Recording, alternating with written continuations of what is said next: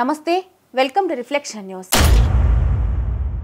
సంధ్యా theatre తొక్కిసలాట ఘటనపై తప్పుడు ప్రచారం చేస్తున్న వారికి తెలంగాణ పోలీసులు వార్నింగ్ ఇచ్చారు. సోషల్ మీడియాలో ఎవరైనా తప్పుడు సమాచారం, ప్రజలను అపోహలకు గురిచేసేలా వీడియోలు పోస్ట్ చేస్తే కఠిన చర్యలు తప్పవంటూ హైదరాబాద్ పోలీసులు హెచ్చరించారు. అల్లు అర్జున్ రాకముందే తొక్కిసలాట జరిగినట్టు కొందరు తప్పుడు వీడియోను పోస్ట్ చేశారని, ఈ అంశం మా దృష్టికి వచ్చిందని హైదరాబాద్ పోలీసులు తెలిపారు.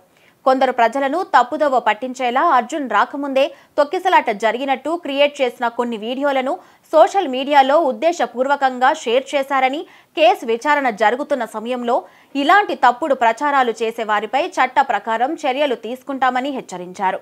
పోలీస్ శాఖను బద్నాం చేసేలా తప్పుడు ప్రచారం చేస్తే సీరియస్ గా పరిగణిస్తామని హైదరాబాద్ పోలీసులు సోషల్ మీడియాలో ఓ ప్రకటనను విడుదల చేశారు. ఒక అమాయకురాలు మరణం, ఒక పిల్లవాడి ప్రాణానికి ప్రమాదం సంభవించిన ఈ కేసులో పోలీస్ శాఖ ఎంతో నిబద్ధతతో విచారణ జరుపుతోందని, దానిని ప్రశ్నించేలా అసత్య ప్రచారాలు, అభూత కల్పనతో సోషల్ మీడియా ద్వారా ఎవరైనా ప్రచారం చేస్తే సహించేది లేదని హైదరాబాద్ పోలీస్ శాఖ హెచ్చరించింది. ఈ ఘటనకు సంబంధించి ఏ పౌరుడి దగ్గరైనా ఆధారాలు, అదనపు సమాచారం ఉంటే పోలీస్ శాఖకు అందించవచ్చని కోరింది.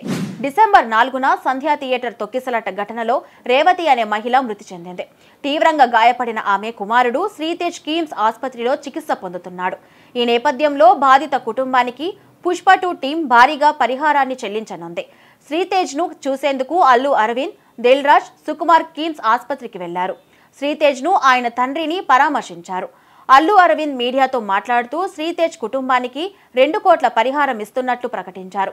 అల్లు అర్జున్ తరపున ₹1 కోటి, పుష్ప 2 నిర్మాతలు, దర్శకుడు సుకుమార్ చెరో 50 లక్షలు ఇచ్చారని తెలిపారు.